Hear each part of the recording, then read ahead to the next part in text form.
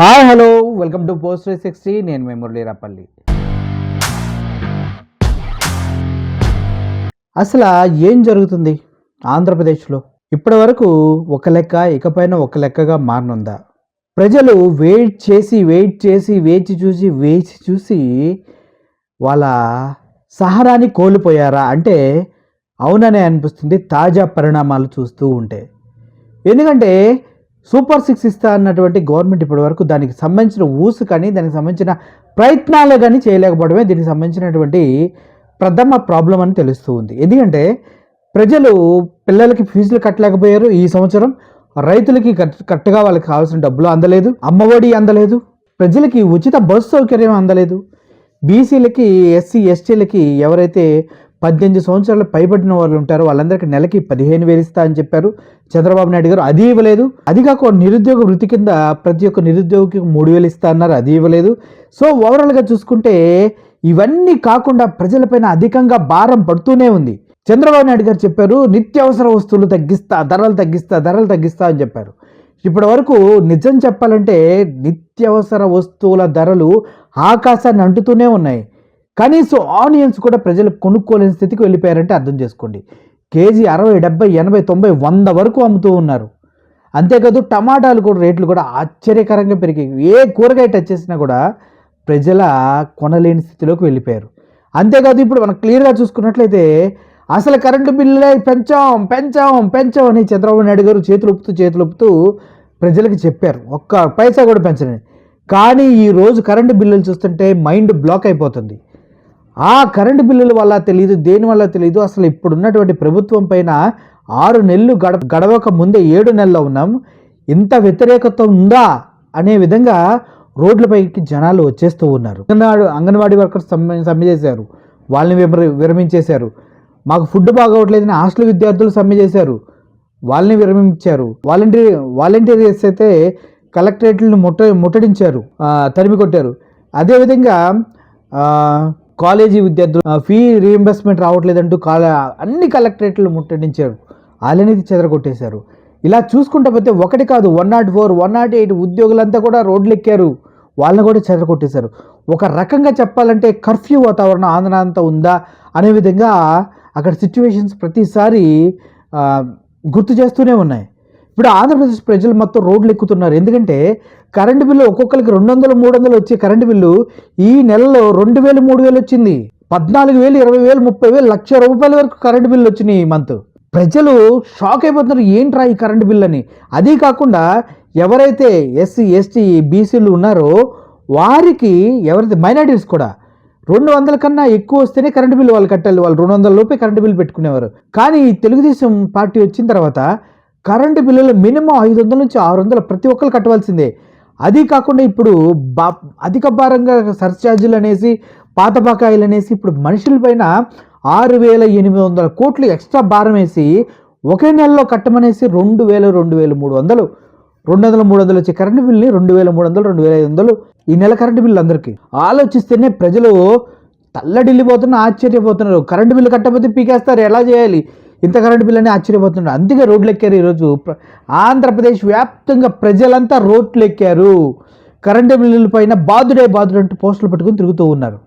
ఒకసారి మీరు ఆ వీడియోస్ అవి ఒకసారి చూడండి, ఎంత ఘోరంగా బాధపడుతున్నారో, ఎంత బాధగా చెప్తున్నారో ప్రజలు.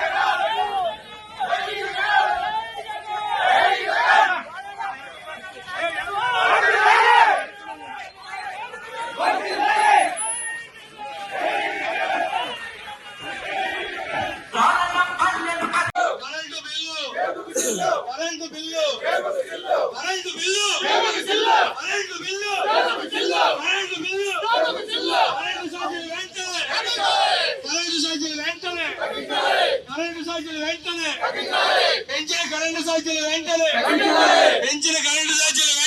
పెంచిన కరెంటు ఛార్జీలు వెంటనే బాధుడే బాధుడే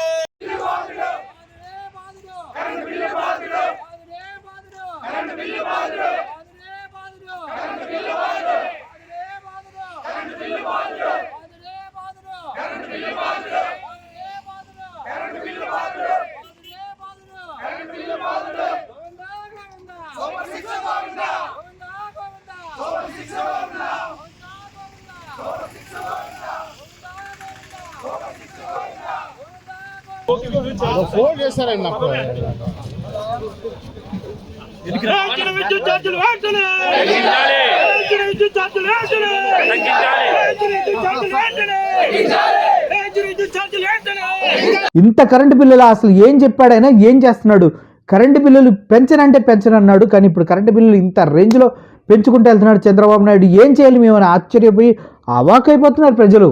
సంక్షేమం అందకుండా వాళ్ళ దగ్గర ఉన్న బిల్లులన్నీ ఎక్స్ట్రా లాక్కొని రోడ్లు పనులంటూ అదంటూ ఇదంటూ ఏం జరుగుతుంది ఆంధ్రప్రదేశ్లో అనేది ఎవరికి అర్థం కాకుండా పరిస్థితి ఏర్పడింది. ఓవరాల్గా చెప్పాలంటే ఆంధ్రప్రదేశ్ ప్రజలు ఇప్పుడున్న ప్రభుత్వం పైన నిజంగా ఎంతో కోపంగా ఉన్నారా అనిపిస్తుంది. లేకపోతే ఏంటి ధర్నాలు ఏంటి, రోడ్డు మీద ర్యాలీలుగా వెళ్తున్న జనాన్ని చూస్తుంటే అది పెద్ద ప్రవాహంలా ఉన్నాయి. ఓవరాల్గా మీకు ఒక్కటే చెప్తున్నా, మీ ప్రభుత్వం అనేది ప్రజలకి సంక్షేమం ఇస్తాము, సూపర్ సిక్స్లు ఇస్తాము అని హామీలు పెట్టి అధికారంలోకి వచ్చారు. కరెంటు బిల్లులు పెంచమని చంద్రబాబు నాయుడు క్లియర్గా చెప్పాడు. కానీ ఇప్పుడు ఏమొచ్చినా కరెంటు బిల్లులు పెంచినా ఏం చేసినా దానికి కారణం జగన్మోహన్ రెడ్డి పాత పాలన అని చెప్తూ ఉన్నారు. సిగ్గుండాలి దానికి. ఎందుకంటే జగన్మోహన్ రెడ్డి పాలనలో ఎప్పుడూ కరెంటు బిల్లులు పెంచలేదు. మీరు పెంచినంతగా 8 సార్లు పెంచినా రూపాయి పెంచుకొని వెళ్ళారు. ఇలా ఒక్కసారిగా ఒకళ్ళపైన 6,800 కోట్లు భారం వేసి ఒకే నెలలో ఒక్కొక్కరికి 2,000 3,000 బిల్లును షేర్ చేయలేదు. 200 బిల్లు వచ్చే దగ్గర 2,000 3,000 బిల్లులు. ఇదా రాజకీయం అంటే? ఇదా సంపద సృష్టి అంటే? ఏది చేసిన జగన్మోహన్ రెడ్డి ఎలా చేస్తాడు నాకు అర్థం కాదు. జగన్మోహన్ రెడ్డి హయాంలో సంక్షేమ పథకాలన్నీ ఇచ్చాడు ఆయన. కరోనా టైంలో కూడా సంక్షేమ పథకాలతో పాటు మెడిసిన్ కూడా అందించాడు 2 సంవత్సరాలు. చిన్న ముఖ్యమంత్రి, ఫస్ట్ టైం ముఖ్యమంత్రి అయ్యాడు ఆయన.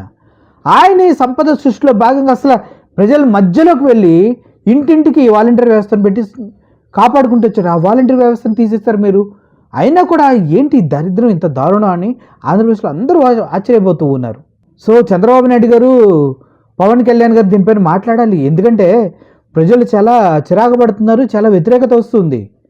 రాబోయే రోజుల్లో ఏమవుతుందో, ఎలా ఉంటుందో ప్రభుత్వం, ఏంటి మా బతుకులేంటి, 5 సంవత్సరాలు ఇంకా ఈ దరిద్రాన్ని భరించాలనుకుంటున్నారేమో ప్రజలు రోడ్లు ఎక్కుతున్నారు. అందుకే సో ఓవరాల్గా ఆంధ్రప్రదేశ్లో కరెంటు బిల్లులు మోత మోగుతుంది. ఇప్పటికి 6,800 కోట్లు మాత్రమే, ఇంకా 9,700 కోట్లు భారం మీ పైన మోపడానికి రెడీగా ఉంది గవర్నమెంట్. సిద్ధపడితే నోరు మూసుకొని కూర్చోండి, లేదంటే ప్రశ్నించే గొంతుకే ప్రశ్నించండి.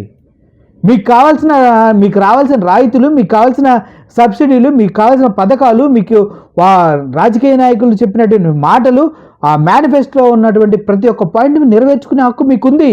ఎందుకంటే మీరంతా ఓట్లు వేస్తేనే గెలిచారని చెప్తున్నారు కాబట్టి. సో ప్రతి ఒక్కరికి నా విజ్ఞప్తి ఒకటే, మీరు ఎవరు కూడా వెనక్కి తగ్గొద్దు. మీకు రావాల్సిన ప్రతి ఒక్క పథకాన్ని, అమ్మఒడి కావచ్చు, రైతు భరోసా కావచ్చు, నిరుద్యోగ వృత్తి కావచ్చు, ఏమైనా కూడా మీరు అడిగి తీసుకోండి. లేదంటే మీ పోస్టులు, మీరు వాయిస్ ఉంది, ఫోన్ ఉంది, ఇన్స్టాగ్రామ్స్ ఉన్నాయి, సోషల్ మీడియాస్ ఉన్నాయి, మీ వాయిస్ రేస్ చేయండి, మా దాకా పంపించండి, మేము ప్రజల్లోకి తీసుకెళ్తాం. ఇంకా మా యూట్యూబ్ కామెంట్స్లో పెట్టండి మీ వీడియోస్, మేము వాటిని ప్రమోట్ చేస్తాం. డౌట్ లేదు, నెంబర్ 1గా ప్రమోట్ చేస్తాం. ఒకసారి మీరంతా గుండెల మీద చేసుకొని స్వచ్ఛందంగా మీ బాధని, మీ పడుతున్న కష్టాన్ని, మీకు అందాల్సిన పథకాలు అందకపోవడాన్ని గొంతెత్తి ప్రశ్నించండి, ప్రజల్లోకి వెళ్ళండి. మీతో పాటు 10 మందికి ఉపయోగపడేలా ఉండండి. రైతులకు సంబంధించిన ప్రాబ్లమ్స్ పైన కలెక్టరేట్లు ముట్టడిద్దామంటే దానికి అడ్డంగా కొన్ని తీసుకురాకండి. ఇళ్ళ దగ్గరే బంధించకండి, రోడ్ల మీదకి రాకుండా ప్రజల్ని కొట్టకండి. అసలు మొన్నటికి మొన్న అవినాష్ని రోడ్డు మీద నుంచోబెట్టి కలెక్టరేట్కి వెళ్లకుండా ఆపేస్తారు. అంత భయం ఎందుకు? జస్ట్ మెమరాండమో పిటిషన్ ఇవ్వడానికి వెళ్తున్నారు, అంతే కదా. దానికి ఎందుకు భయపడతాం? గవర్నమెంట్ ఎందుకు భయపడుతుంది?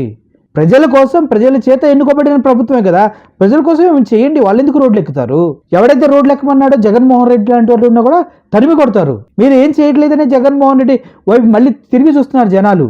అర్థం చేసుకోండి నా మాటల వాస్తవాలు. ఇలాగే మీరు కనుక నోరు మూసుకొని కూర్చుంటే ప్రజలారా మీ నడ్డి విరిచి చర్మం ఒలిచి మీ దగ్గర నుంచి రూపాయి వసూలు చేస్తారు.